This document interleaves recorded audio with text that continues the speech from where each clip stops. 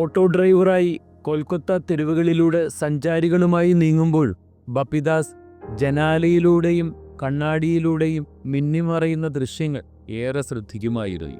ഈ ആർട്ടിസ്റ്റിൻ്റെ പേര് ബപ്പിദാസ് എന്നാണ്. ആൾ ആക്ച്വലി ഒരു കൊൽക്കത്ത ബേസ്ഡ് ആർട്ടിസ്റ്റാണ്.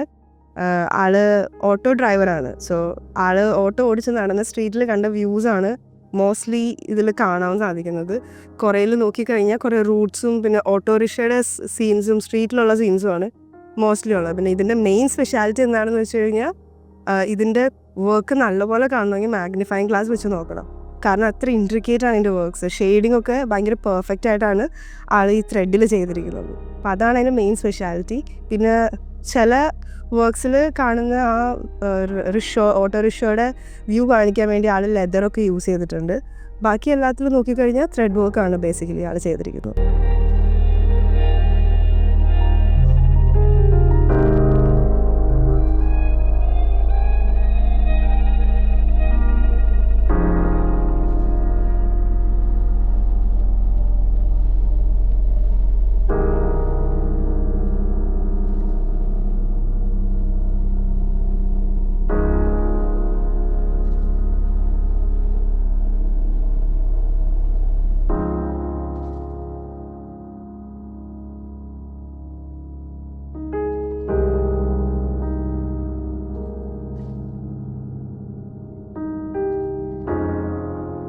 ഒരു സാധാരണക്കാരൻ്റെ കാഴ്ചയ്ക്കപ്പുറത്തുള്ള ആസ്വാദനം കലാകാരൻ്റെ കാഴ്ചകൾക്കുണ്ടാകും എന്നതിന് ഉദാഹരണമായി മാറി അദ്ദേഹത്തിൻ്റെ കലാസൃഷ്ടികൾ. അപ്പോൾ ഈ വാക്ക് നമുക്ക് എംബ്രോയ്ഡറി വർക്കാണ്. എല്ലാം തുന്നിയതാണ്, കൈകൊണ്ട് തുന്നിയതാണ്. ഡീറ്റെയിൽ ആയിട്ട് നമുക്ക് ഈ ലെൻസ് വെച്ചിട്ട് നോക്കുമ്പോൾ നമുക്ക് മനസ്സിലാക്കാം വൺ ഡീറ്റെയിലിംഗ് ആയിട്ടാണ് പുള്ളിക്കാരൻ ഇത് ചെയ്തിരിക്കുന്നത്.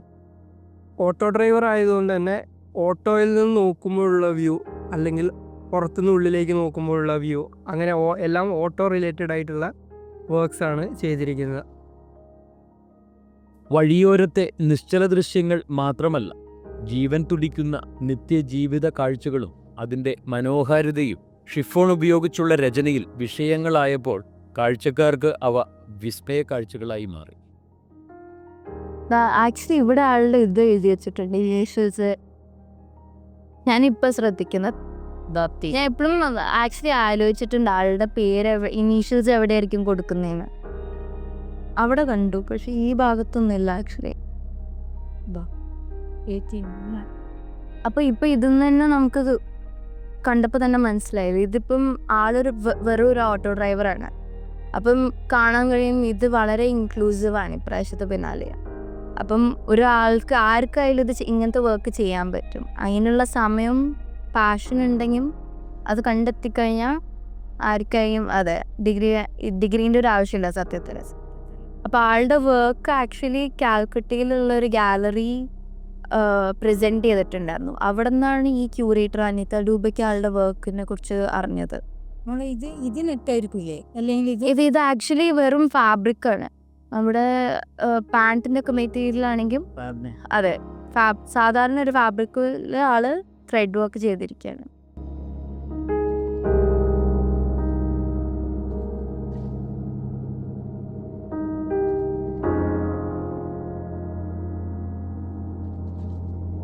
ഓട്ടോറിക്ഷയിൽ നിന്നുമുള്ള കാഴ്ചകളിൽ പലതിലും റിക്ഷ സാക്ഷ്യം വഹിക്കുന്ന ദൃശ്യങ്ങളാണ് അധികവും. ഇതിൽ കണ്ടാൽ അറിയാവുന്നത് ഓട്ടോറിക്ഷയുടെ ഒരു ലെഫ്റ്റ് സൈഡ് മിറർ ഇൻസൈഡ് മിററാണ് കാണുന്നത്. അതിൻ്റെ അകത്തുകൂടിയുള്ള വ്യൂ പുറത്തേക്കുള്ള ഒരു വ്യൂവും അതിൽ കാണിച്ചിട്ടുണ്ട്. വളരെ വ്യക്തമായിട്ട് തന്നെ കാണിച്ചിട്ടുണ്ട്. ഓട്ടോയുടെ അകത്ത് നിന്ന് അദ്ദേഹം ഡ്രൈവിംഗ് സീറ്റിൽ നിന്ന് കാണുന്ന ആ ഒരു സീൻ വളരെ ക്ലിയർ ആയിട്ട് തന്നെ ഇതിൽ ചെയ്തിട്ടുണ്ട്. ഇത് വണ്ടിയുടെ മുന്നിൽ നിൽക്കുന്ന ഫ്ലവർ മാല, അത് അതിൻ്റെ ചെമ്പരത്തി പൂവിൻ്റെ ആവുന്നു. അത് വളരെ കൃത്യമായിട്ട് തന്നെ സംഭവം ചെയ്തിട്ടുണ്ട് ക്ലിയർ ആയിട്ട്.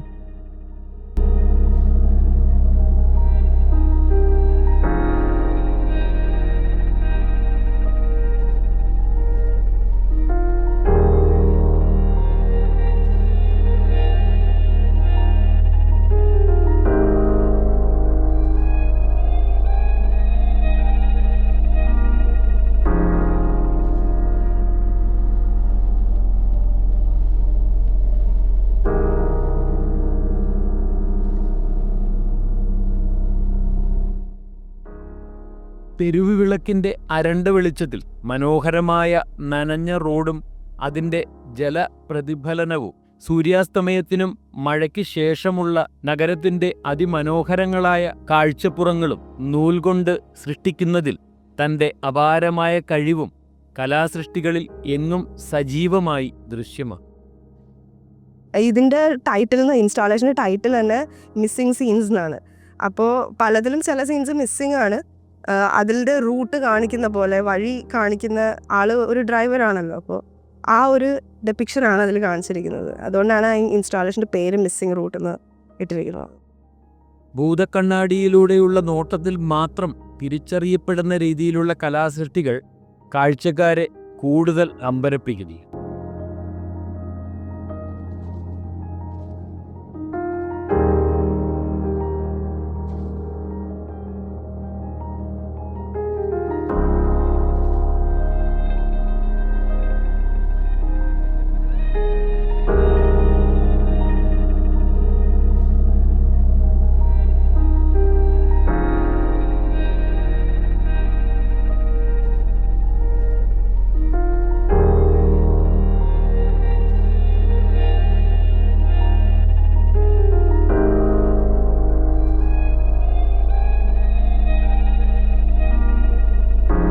ഈ ഫ്രെയിമിൽ നമുക്ക് നോക്കുമ്പോൾ ഇത് ഒരു ഓട്ടോയുടെ ഉള്ളിൽ നിന്ന് പുറത്തേക്ക് നോക്കുമ്പോഴുള്ള ഒരു വ്യൂ ആണ്.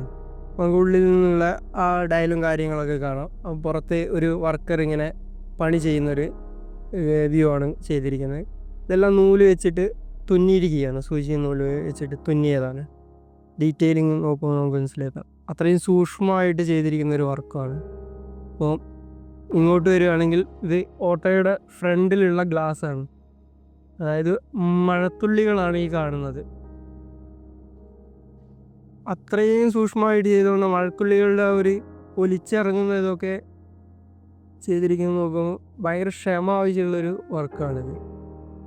ഇതും ഓട്ടോയുടെ ഒരു സൈഡ് വ്യൂ ആണ് ചെയ്തിരിക്കുന്നത്. അത് ആ മിററിലൂടെ നോക്കുമ്പോഴുള്ള റിഫ്ലക്ഷനും കാര്യങ്ങളൊക്കെയാണ്. ഷാഡോ ഒക്കെ ഷെയ്ഡും കാര്യങ്ങളും നമ്മുടെ ഹാൻഡ്സിൻ്റെ ഷെയ്ഡ്സൊക്കെ വരുന്നത് കാണാം.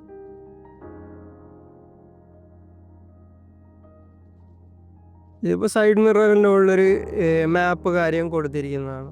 ഒരു സിംബോളിക് റെപ്രസെൻറ്റേഷൻ ആവാനാണ് സാധ്യത.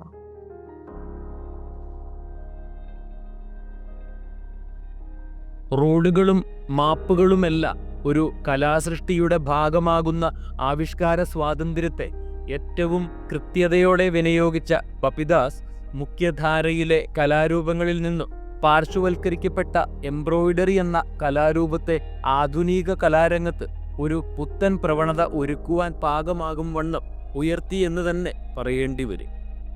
അപ്പോൾ ഇതിൻ്റെ സ്പെഷ്യാലിറ്റി എന്താണെന്ന് വെച്ചാൽ മാഗ്നിഫ്ലൈങ് ഗ്ലാസ് വെച്ച് നോക്കിയാൽ ആക്ച്വലി അതിൻ്റെ ക്ലാരിറ്റി നമുക്ക് കാണാൻ പറ്റും. കാരണം അത്ര ഇൻട്രിക്കേറ്റ് ആണ്.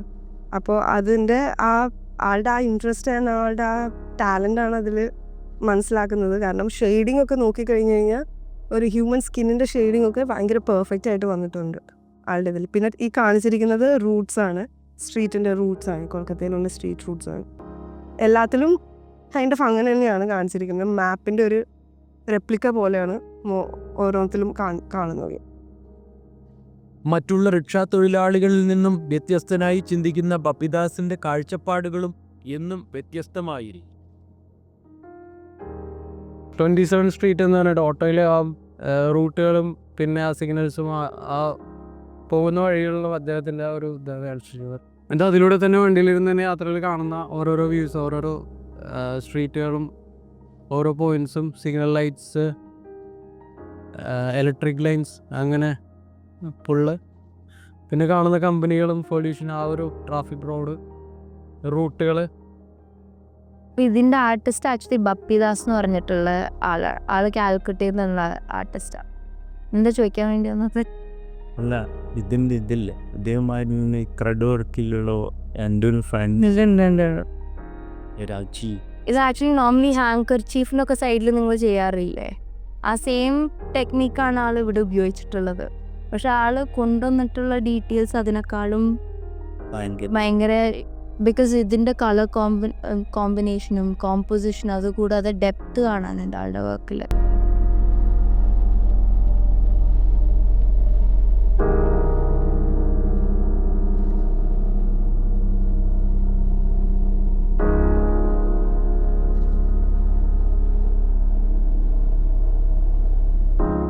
ഇതപ്പോൾ ആള് സത്യത്തിൽ ഈ ത്രെഡില്ലേ, നമ്മുടെ ഷിഫോണിൻ്റെ മെറ്റീരിയൽ ഇല്ലേ, ഷിഫോണിൻ്റെ മെറ്റീരിയലിൽ നിന്ന് എടുക്കുന്ന ത്രെഡാണ്. ബിക്കോസ് അത് നല്ല ഫൈൻ ആയതുകൊണ്ട് അതിന് എത്ര ലെയർ ആഡ് ചെയ്താലും ആ നല്ല ഭംഗിക്ക് ഇരിക്കും. അത്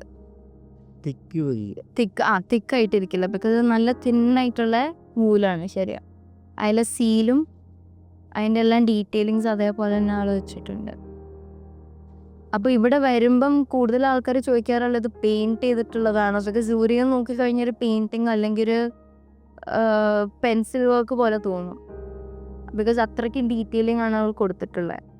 മുന്നിലൂടെ കടന്നുപോയ പല കാഴ്ചകളും സൂചിയും നൂലും ഉപയോഗിച്ച് ചിത്രരൂപത്തിലേക്ക് ആവാഹിക്കുവാനുള്ള ശ്രമം വിജയം കാണുന്നത് മാസങ്ങൾ കൊണ്ടാണെന്ന് മാത്രം. ഞാൻ ആ എൻവലപ്പിൻ്റെ വർക്ക് പറഞ്ഞല്ലേ, അത് ഇതാണ്. ഇതിലെ സ്റ്റാമ്പും സീലും എല്ലാം, അതിലെ ഹാൻഡ് റൈറ്റിംഗ്, ആ സ്റ്റെയിൻ അടക്കം ആൾ തുന്നിയെടുത്തതാണ്.